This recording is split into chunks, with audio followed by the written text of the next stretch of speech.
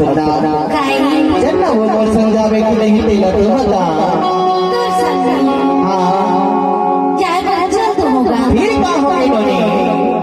लेकिन मोर बर्बाद भी ये पूरी मेरी को पहली आदत तो सवारी नहीं है नहीं के बाद आते तो सबसे पहली बोल रहा ऐसी कुछ न बोला भवी खिलाड़ी में बैठे हैं सामने और ज्यादा है तो हमारे पवन भैया ने पहुंच ऐसे सुना अरे कौन बन गया अरे मरवाही के बाजार में आनी बनी की साया साड़ी और लकिया हाथ तोड़ बल्ले हाँ वो ऐसे अब ये बता अरे बुलाते हो बदला दिखा दे तोला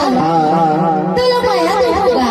सही कहीं तो लबारी तो नहीं मारा सुनो नहीं मारा था लबारी अरे देखने से ठीक हो गई क्यों